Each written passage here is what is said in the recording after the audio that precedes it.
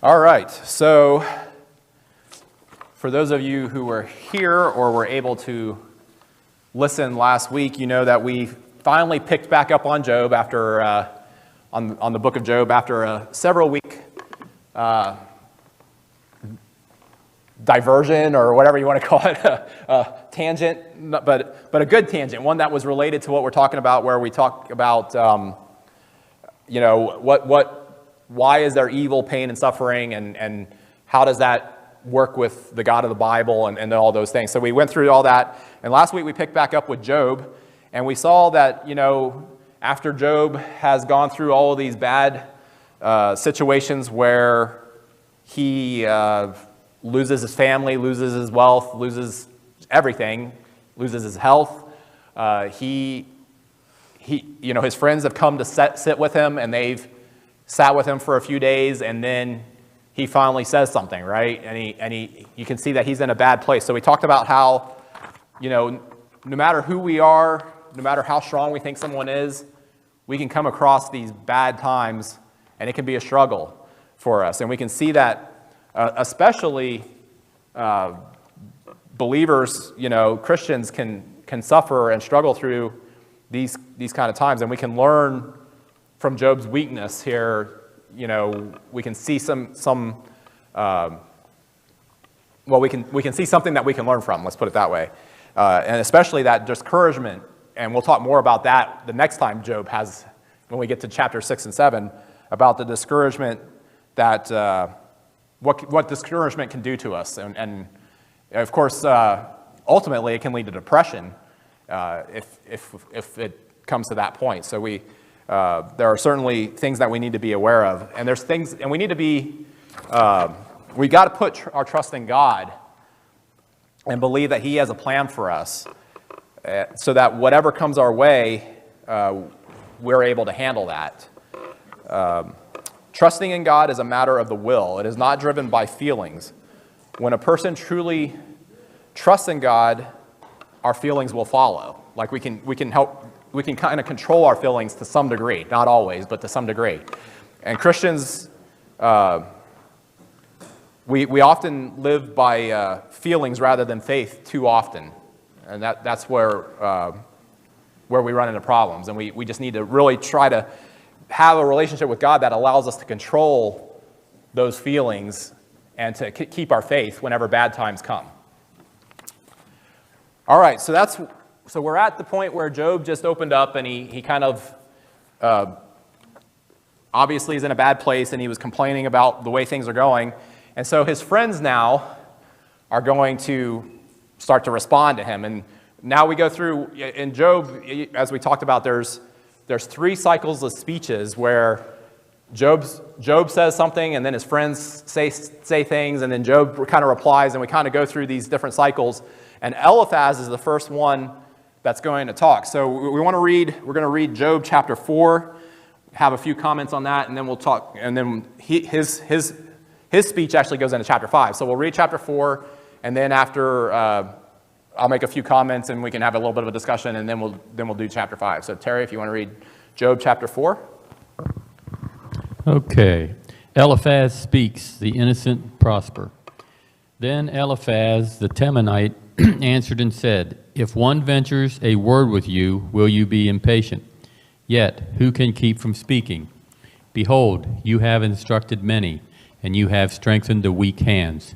Your words have upheld him who was stumbling, and you have made firm the feeble knees. But now it has come to you, and you are impatient. It touches you, and you are dismayed. Is not your fear of God your confidence, and the integrity of your ways your hope? Remember, who that was innocent ever perished? Or who were the upright cut off? As I have seen, those who plow iniquity and sow trouble reap the same. But the breath of God they perish. By the breath of God they perish.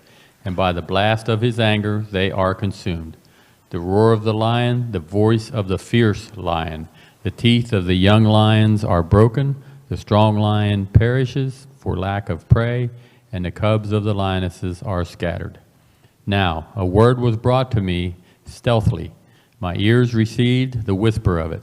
Amid thoughts from visions of the night, when the deep sleep falls on men, dread came upon me, and trembling which made all my bones shake. A spirit glided past my face, the hair of my flesh stood up.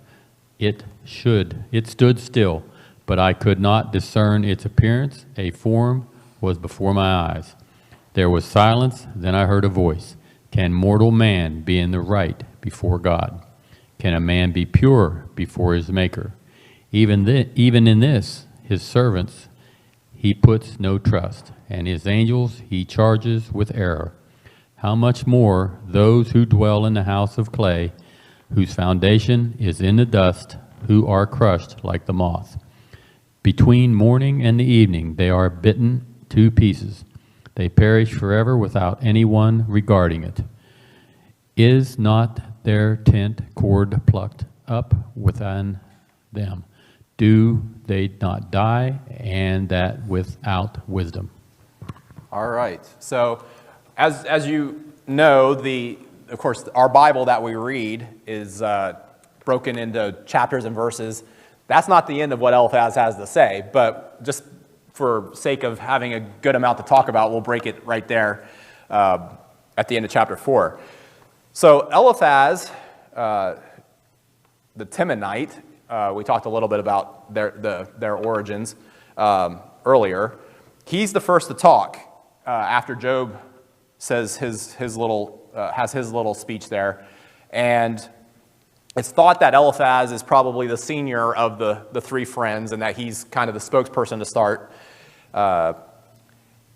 So he starts. I kind of try to translate this into what I would see as sometimes when you're reading, at least when I'm reading, you kind of miss what's going on because this is kind of like you read through all the scripture and you just read and you don't really translate it into what your mind sees.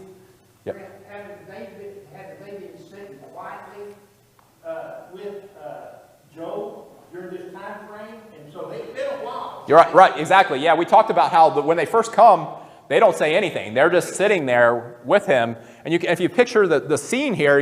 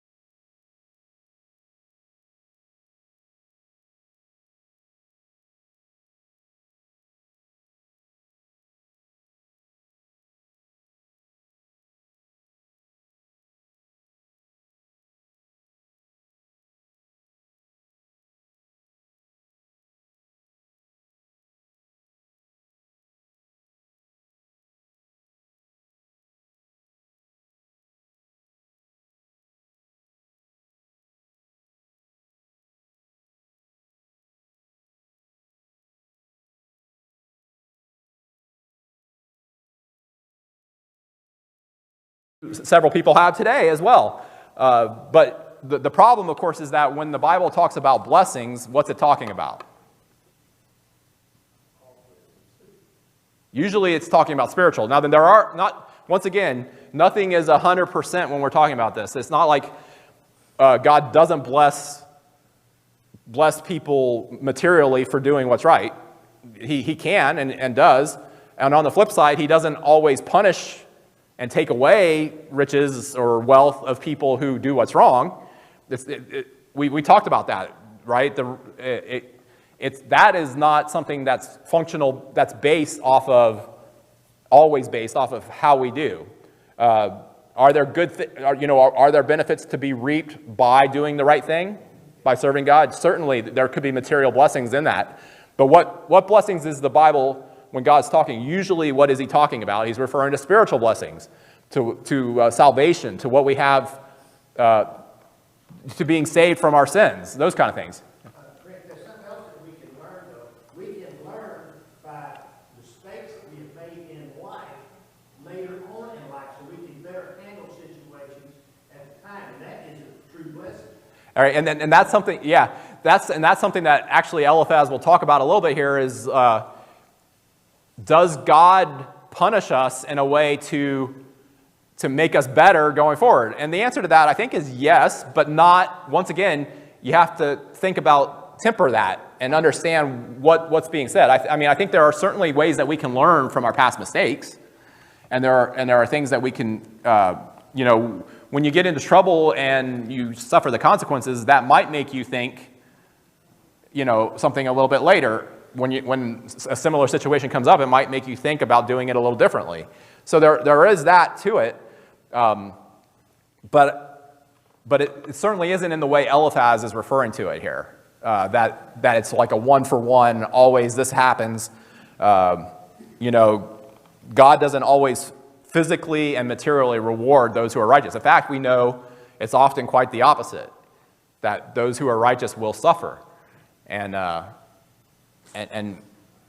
so what we see here actually is in verse 7, Eliphaz asks, he says, "Remember now, whoever perished being innocent." And that's said as a rhetorical question, meaning that he's expecting the answer to be nobody innocent ever perished. But do the innocent perish? Certainly they do. So his rhetorical question is wrong.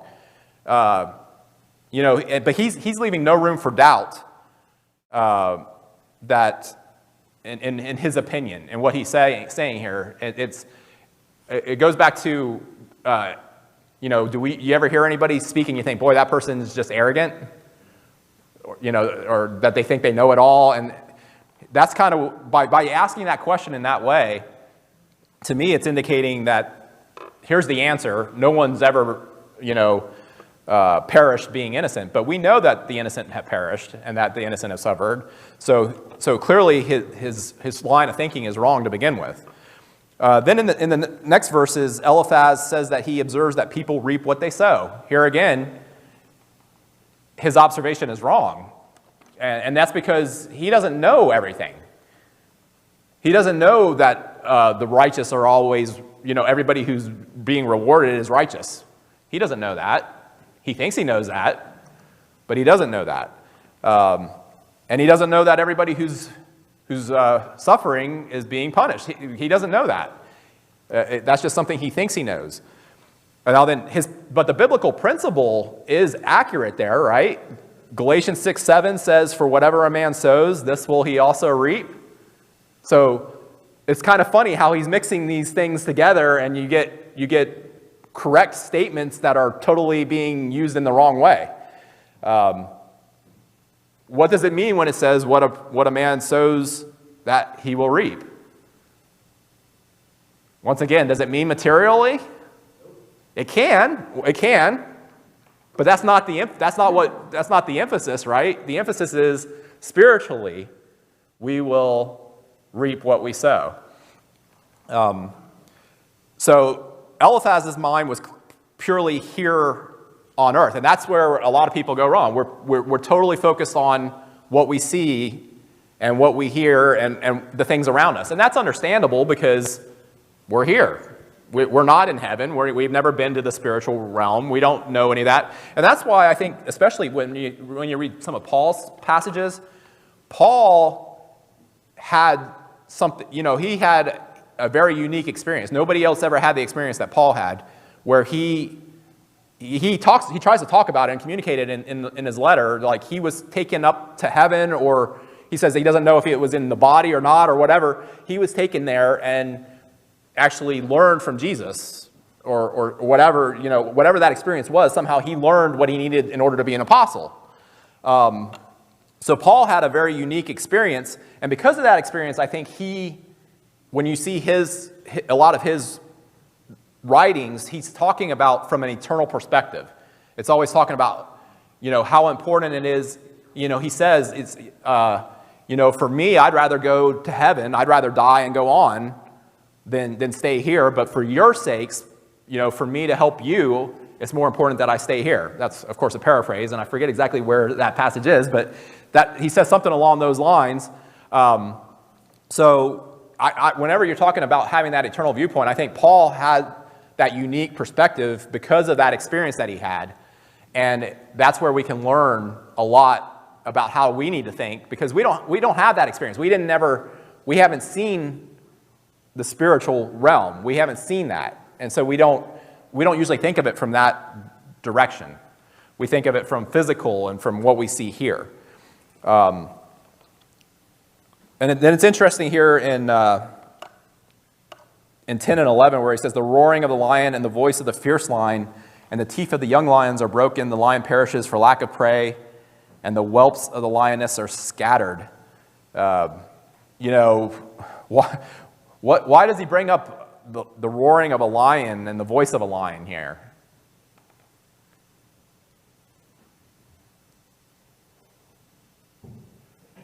I mean, I guess it's just an illustration, right? He's illustrating something, and he's saying, the lion is considered to be strong, but no matter how strong the lion is, in the end, because of bad behavior and irresponsibility, it's a bad ending for the lion.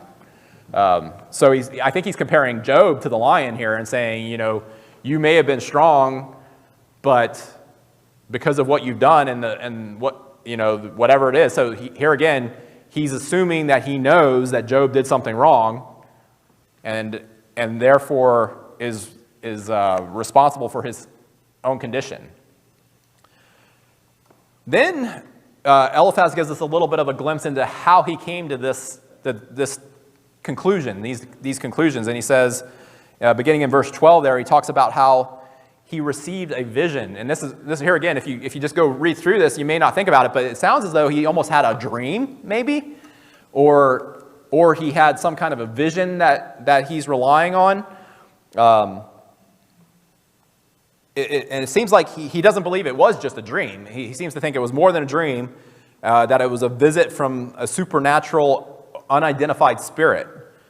What do you think, if there was a spirit involved here, what do you think that might have been? It could be gossip, too. It could be gossip, yeah.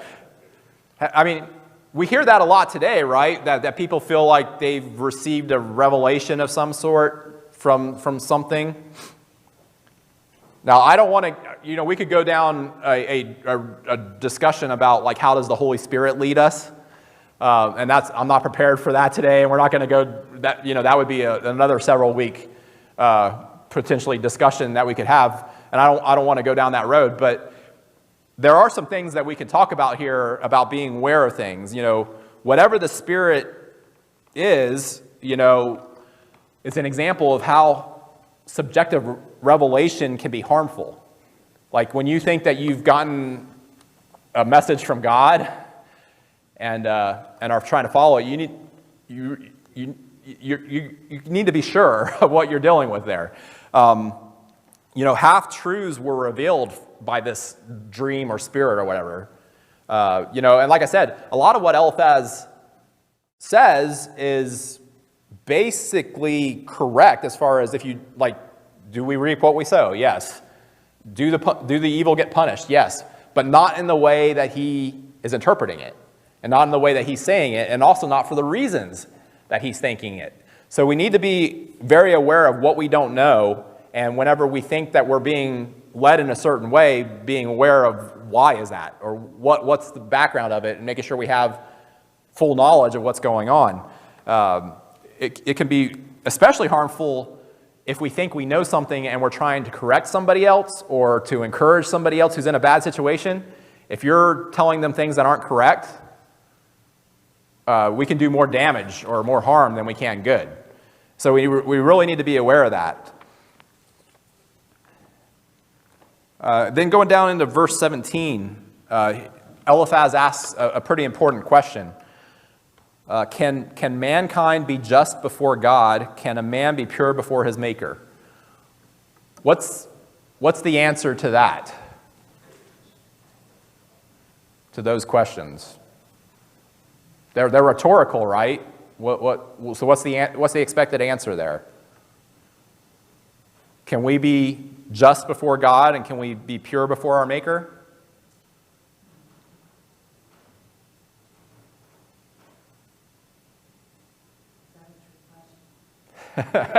It is. Yeah, it is. Yeah, right. Not on our own. We can't be on our own. There's no way for us to be just before God or righteous before our Maker on our own, or pure. Righteous just before God or pure before our Maker. But through Christ, if God makes a way for us to do that, which is what we've talked about. Actually, in my sermon last week, we talked about that. If God makes a way for us, then yes, we can be, if we're doing what we're supposed to do there. But it's an important question, and I don't think they fully understood, that question at that time. They certainly didn't have the view that we have now, having received the full revelation of God, with Christ having come and died for our sins. And the church being established. They did not have that view at that point. They were still, obviously, long before that was going to happen. Job also asked the same question. If we go, we won't go there today, but if you go to chapter 9, Job asked the same exact question. Can a person be just before God? And the only way we can be justified is for him to, as we said, to make a way for us to come to him. Paul tells us in Romans chapter 3, verse 23, that no one is morally good enough to stand before God and be accepted. But he also tells us in Romans 1, verses 16 and 17, that the gospel of God is how a person can be saved, right? Once again, paraphrasing, not exact quotes there. But that, and we can be saved because of the righteousness of God that is revealed through the gospel. So that's an important thing for us to realize. Then verses 18 through 21, Eliphaz, here he's just making the argument that if God finds fault with angels, who are stronger than people are, what will he do to us? How can we stand before God in judgment? Because, like kind of what we're talking about, we have limited knowledge. We have a self-centered existence. I talk about that a lot. People view things that are happening in today's world from a perspective that, boy, things are really, it must be the end times. People who think along those lines of signs and all that, because it must be the end times because look at all this that's happening and all these bad things. Those bad things have happened forever, ever since the world's been established. All these things have happened, but because we have our own little perspective, and it's like, in our own little world, they're new to us because we haven't seen these kind of things happening. So we need to really kind of expand our thought and really look at the world as a whole and history and realize what God's telling us. But he says that we die without wisdom unless we seek it. And I think it's just interesting how Eliphaz describes people here, about dying without wisdom. So what we see here is that Eliphaz shows how not to attempt to help a friend that is hurting, right? Not necessarily the best way to go about it. Sometimes the truth is necessary, but there is a right time to speak to someone about the truth, and when someone's hurting may not be that best time to do so. And I think, like I said, I think we're all, well, I don't know, some of us are better at that than others, at the way we communicate with others. I think I know I tend to be one that wants to try to fix problems, and that may not be the best way to go about doing something whenever there's something going on like that. It might be better just to listen or to just try to be encouraging, and rather than trying to fix the problem. So what are some characteristics that we need to have to be a friend to someone who is suffering? Like, what are some things that we need to think about when we're trying to help someone? You have to be compassionate enough and love enough in order to really help. Yeah, we need to be sympathetic to them and really think about their condition and before we say something. We need to try to feel the pain that they're going through rather than inflicting more on them. I think I mentioned this in a class before, but there's a song by I think it's Plus One that talks about why do you kick me when I'm down? And it's talking about how Christians tend to, when somebody has fallen and done something wrong, a Christian has messed up, instead of trying to bring that person back in and help that person, we kick them. We hurt them. And that's something that we need to not do. We should be trying to help each other. When somebody's done something wrong, we need to try to bring them back in, not kick them out. So that's something that's important. What else can we do as Christians, to try to help somebody who's suffering? You got to have a willingness to listen and to be supportive. Right. To guide them. Well, listening's important, right? And in this case, they listened, but then they didn't. Right. They changed. Instead of taking on an adversarial role, we should focus on helping a person get through a crisis. Showing kindness to people is often the best way to help them find their way back to God, rather than kicking them. And you don't want to solve their problem for them, but you want to help them to where they make the decision themselves to make things better for themselves. Yeah, realize it's not on us to do anything, and that sometimes it's just not on us to do anything. All we can do is be supportive. All you can do is be there for somebody in some instances. Now, if the person asks for help and for a discussion, there again, you still have that. Then I think you have. If you're going to help, then you want to try to help them by talking. It might not be good to be silent in that case, but you still have to be very careful about how you go about that in that situation. Eliphaz was there for Job. He came, he was trying to help, but he comes off as being heartless, not realizing, he came to really nail home theological points and it appears that he and his friends must have, we'll see this when we read the next chapter, but they must have had a discussion, as they were coming, and they reached their conclusions as to what was going on here. And so, there's a right time and a place to chastise someone or to have a theological debate or things like that. But in the middle of a crisis may not be the right time and place to do that. It sounds a lot like just somebody that kind of feels good about themselves by berating somebody else in this case. All right, another important thing to discuss is how important our friends are to us throughout our lives. If we have the right type of friends that can help us get through tough times, that's going to be an important thing. It'll help us to have good direction and a support system. So we have to choose our friends carefully and wisely. Yeah. I think something else is important is the fact that it is Christian friends that are so important. Those of like mind. Right. Yeah. It's important to have. And we've talked about that. You can't count in this life. We can't count on anybody as far as 100% of the time. We're all human. We all make mistakes. But nevertheless, it's still important that we try to have the right kind of people in our lives to help us through those tough times and have that support system. All right, so let's go on to Job 5 here. And this is continuing Eliphaz's speech. Call now. Is there anyone who will answer you? To which of the holy ones will you turn? Surely vexation kills the fool, and jealousy slays the simple.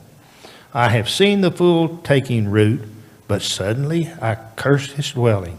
His children are far from safety, and they are crushed in the gate, and there is no one to deliver them. The hungry eats his harvest, and he takes it even out of thorns, and the thirsty pant after his wealth. For affliction does not come from the dust, nor does trouble sprout from the ground. But man is born to trouble, as the sparks fly upward. As for me, I would seek God, and to God would I commit my cause, who does great things and unsearchable, marvelous things without number. He gives rain on the earth and sends water on the fields. He sets on high those who are lowly, and those who mourn are lifted to safety. He frustrates the devices of the crafty so that their hands achieve no success. He watches the wise in their own craftiness, and the schemes of the wily are brought to quick end. They meet with darkness in the daytime and grope at noonday as in the night. But he saves the needy from the sword of their mouth and from the hand of the Almighty. So the poor have hope, and injustice shuts her mouth. Behold, blessed is the one whom God reproves. Therefore despise not the discipline of the Almighty. For he wounds, but he binds up. He shatters, but his hands heal. He will deliver you from 6 troubles. In 7 no evil shall touch you. In famine he will redeem you from death. In war from the power of the sword. You shall be hidden from the lash of the tongue, and shall not fear destruction when it comes. At destruction and famine you shall laugh, and shall not fear the beast of the earth. For you shall be in league with the stones of the field, and the beast of the field shall be at peace with you. You shall know that your tent is at peace, and you shall inspect your fold and miss nothing. You shall know also that your offspring shall be many, and your descendants as the grass of the earth. You shall come to the grave in ripe old age, like a sheaf gathered up in the season. Behold, we have searched out, it is true, hear and know it for your good. All right, so starting there from the last verse, behold this, we have investigated it, and thus it is, hear it and know it for yourself. Now, what do you make of that verse? What do you think, what is Eliphaz saying there?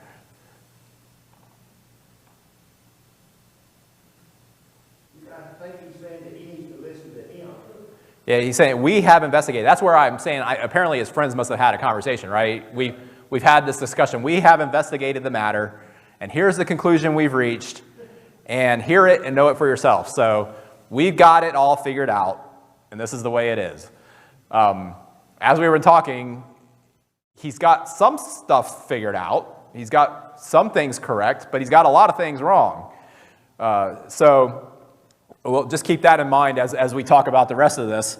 But the first thing that I wanted to go back to is just verse 2. Here's something that I think is pretty accurate. He says, for vexation slays the foolish man, and anger kills the simple. Do we ever, we talked here again, this is something we talked about before in the past. Do we ever get ourselves into trouble because we're mad? Yep, that we do. So vexation or anger or resentment will destroy us, he's saying, right? And it can cause us a lot of problems. I think I talked about that here again back in a sermon a few months ago. We talked about, we were watching a NASCAR race like our family does. And in that race, something happened to Kyle Busch that he had a right to be mad at because they hadn't thrown the caution before the track got wet, and so he wrecked. And he was mad, and he went up and he bumped the pace car, which you're not supposed to do. And it turned out, I don't know that he got in too much trouble for that, although he got in trouble for some other stuff. But but we can get ourselves, when we're mad and when in that heat of the moment, that road rage there or whatever, we can get ourselves into trouble for doing things that we shouldn't. So very accurate point that we need to be aware of our anger and control it and not let it control us. Then in the next several verses, Eliphaz seems to be talking specifically about Job's situation and what's happened to him, and talking about just the he's saying being delivered. That he's saying that Job brought this on himself, and that he's not going to be delivered from it without doing something to correct it. And what does he say about, well, what do you do to correct it? He says, but as for me, I would seek God, and I would place my cause before God. Now this is interesting because Job is kind of saying the same thing, and we'll say it more, that he wants to plead directly to God for these things. So once again, there's several interesting things. One, he's saying the same thing Job was saying about trying to plead before God. Two, we almost had a courtroom scene earlier whenever Satan is accusing Job, or actually he's accusing God of putting a hedge around Job. So we see, so it's kind of, and Eliphaz has no idea about that, what was going on there. So that's interesting as well. So he's saying a bunch of things that here again, he knows partially. He only knows a little bit about it. He doesn't know everything. But it's interesting that he says the same thing. But are we ever guilty of talking about something as if we know it all? And here's the key. We think we know it, and we want to at least me, I know I want to emphasize my point. I want to say why I'm saying, here's my evidence, here's what I'm thinking. But in the way we say it, we need to try to always leave room for discussion and to make sure to say that, well, we don't know it all, because we don't. There's no way, just like what we were talking about when we were talking about atheism and how the atheist has to know everything in order to be able to say there's no God, because in the very thing that you don't know, that might prove there's a God. But so we know that we don't know everything. That wasn't meant to be a pun, but it kind of was. But we don't know everything. How do people usually feel about others who argue or say things without having all the facts? What do you usually think about that? Most of the time I just laugh it off. We might laugh it off. Sometimes it makes people mad. And there are times where it's really important that people are saying these things that they don't know about. Like, it causes problems. But we need to realize that we don't know everything, and that there are things that we'll never know completely, and we need not to assume too much. And so our speech needs to reflect that as we talk to people, that once again, not that we are weak or timid or act like we don't know what we're talking about, but just to make, it's called, I think, humble. It would be the way to talk about it. Saying things, knowing with a realization that we're human, that we don't know everything. Also there in verse 11 through 14, he talks about how God sets the lowly on high. And that seems to me to kind of contradict what he says in some of his other discussion about how God punishes those, punishes the evil. And like, if that's the case, then how is he setting the lowly on high? It doesn't quite seem, it seems kind of to be a contradiction. But here again, that thought is a proper biblical thought, right? We see it in the Bible. 1 Peter 5:5 talks about how God sets the lowly on high. And we see in the New Testament how many of those who received the gospel were poor. Those who were injured, or not injured, but the downtrodden, those who were persecuted. It's interesting that he gets that technique. All right, so we're out of time here. We'll pick up in the middle of chapter 5 and finish up Eliphaz next week, and then